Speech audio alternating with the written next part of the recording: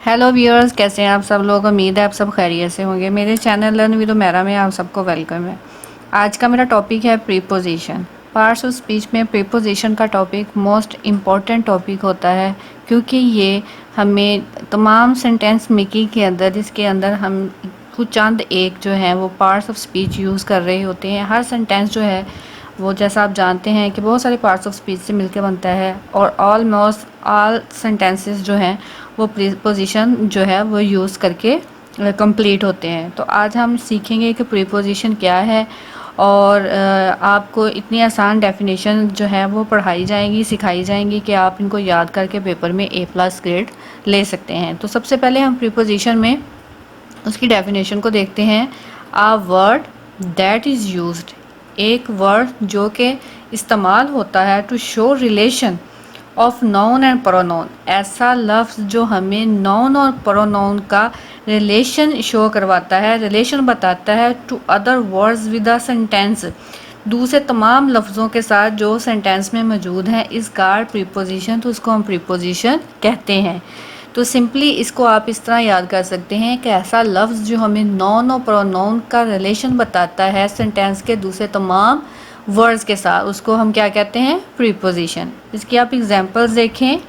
इन, में, ऑन, ऊपर, एट, पर, ऑफ, का, टू, की तरफ, फॉर, के लिए, विद, के साथ, etc एट्सेट्रा वगैरह वगैरह।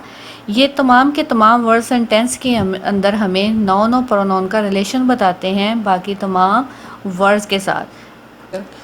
प्रीपोजिशन को समझने के लिए जो मेन पॉइंट्स हैं वो हमारे पास 3 हैं। फर्स्ट वन पे है प्रीपोजिशन ऑफ टाइम, ऐसा प्रीपोजिशन जो हमें टाइम को ज़ाहिर करने में मदद करता है। It is used to show, ये इस्तेमाल किया जाता है ज़ाहिर करने के लिए व्हेन समथिंग हैपन, जब कुछ चीज़ मुकम्मल हो जाती है, हैपन्स हो रही है, और विल हैपनिंग या होगी। तो ऐसे प्रीपोजिशन जो काम कंप्लीट हो गया, हो रहा है या होगा, उसको ज़ाहिर करने के लिए इस्तेमाल किए जाते हैं, उनको प्रीपोजिशन ऑफ टाइम कहते हैं। इसकी आप एग्जांपल्स देखें। He was born on July, जब भी मंथ का जिक्र किया जाएगा तो उसके लिए हम कौन सा प्रीपोजिशन यूज़ करेंगे, on. He was born in 1997, year आ गया, और ईयर को शो करने के लिए हम कौन सा प्रीपोजिशन यूज़ करते हैं, in. He was born at 2 AM, at जो है वो किसके लिए शो हो रहा है, आवर्स के लिए। तो आप ये चीज़ जहन में रखिएगा कि मंथ्स को ज़ाहिर करने के लिए ऑन प्रीपोजिशन यूज़ की जाती है, ईयर के लिए इन, और जो टाइम एग्जैक्ट है उसके लिए एट का वर्ड जो है वो यूज़ किया जाता है। सेकंड नंबर पे हमारे पास है प्रीपोजिशन ऑफ प्लेस, ऐसे प्रीपोजिशन जो हमें जगह के बारे में बताते हैं। It is used to show a place, ये इस्तेमाल किए जाते हैं जगह को ज़ाहिर करने के लिए। वेयर समथिंग, जहाँ पे कोई चीज़, और समवन इज़ लोकेटेड, या कोई शख्स मौजूद है। तो किसी शख्स या चीज़ की जगह को ज़ाहिर करने के लिए जो प्रीपोजिशन इस्तेमाल किए जाते हैं उनको प्रीपोजिशन ऑफ प्लेस कहते हैं। अब हम एग्जांपल्स में सीखते हैं कि किस तरह हम प्रीपोजिशन को यूज़ करके जगह के बारे में बता सकते हैं। The cat is on the table, तो यहाँ पे जो ऑन प्रीपोजिशन है वो हमें बता रहा है कि कैट जो है उसकी क्या जगह है, टेबल पे क्या जगह है, पर, ऊपर है वो। सेकेंड सेंटेंस देखें। The dogs are in the kennel, dog जो हैं वो अपने शेल्टर में हैं। तो इन जो है वो क्या है, प्रीपोजिशन जो हमें डॉग्स की जो नाउन है उनकी लोकेशन को बता रहा है। थर्ड सेंटेंस देखें। We can meet at the cross road, हम सड़क के पार मिल सकते हैं। तो एट ने हमें लोकेशन बताई है प्रोनाउन वी की। तो इस तरह से प्रीपोजिशन जो है वो प्लेस को ज़ाहिर करने के लिए भी इस्तेमाल किए जाते हैं। आपने देखा होगा कि सेम प्रीपोजिशन हमने टाइम शो करने के लिए यूज़ किए हैं और सेम ही हम प्लेस के लिए यूज़ कर रहे हैं। ये प्रीपोजिशन सेंटेंस के अकॉर्डिंग जो है वो अपने मीनिंग को ज़ाहिर करते हैं। तो आपने ये चीज़ हमेशा याद रखनी है कि ये जो आपको प्रीपोजिशन है, आप अगर इनको वक़्त ज़ाहिर करने के लिए इस्तेमाल कर रहे हैं तो उनका क्राइटेरिया डिफरेंट होगा, और अगर आप प्लेस को ज़ाहिर करने के लिए इस्तेमाल करें तो इनके मीनिंग डिफरेंट होंगे। थर्ड और लास्ट वन जो प्रीपोजिशन की टाइप है वो है प्रीपोजिशन ऑफ मूवमेंट। हरकत करते हुए या किसी डायरेक्शन की तरफ जाते हुए जो प्रीपोजिशन हम यूज़ करते हैं उनके बारे में हम सीखेंगे।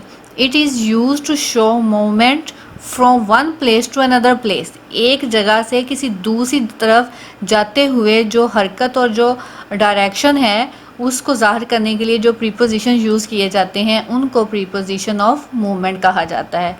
इसकी आप एग्जांपल्स देखें। शी वेंट टू स्कूल, वो स्कूल की तरफ गई। तो ये डायरेक्शन है कि वो किस तरफ को गई, मूवमेंट है कि वो गई है किस तरफ, स्कूल की तरफ। तो टू यहाँ पे कौन सा प्रीपोजिशन है, प्रीपोजिशन ऑफ मूवमेंट या डायरेक्शन। नेक्स्ट सेंटेंस देखिए। Ali travelled across America on his bike. Ali ने सफ़र किया पूरे अमेरिका में, अमेरिका के पार अपनी ही बाइक पे। तो अक्रॉस भी की तरफ जाना है, पार करना है, तो ये भी प्रीपोजिशन ऑफ मूवमेंट है। The train passes through the tunnel. Train जो है वो गार में से जो है वो गुज़रती है। तो थ्रू किस में से वो गुज़रती है, तो थ्रू जो है यहाँ पे वर्ड जो वो भी मूवमेंट को जाहिर कर रहा है। Jack went up the hill. Jack जो है वो पहाड़ी पर चढ़ा। तो ऊपर की तरफ की जो डायरेक्शन है, वो जो मूवमेंट है, वो कौन सी प्रीपोजिशन यूज़ कर रही है, up. James went in to the room. James कमरे के अंदर गया, इन टू अंदर की तरफ जाना।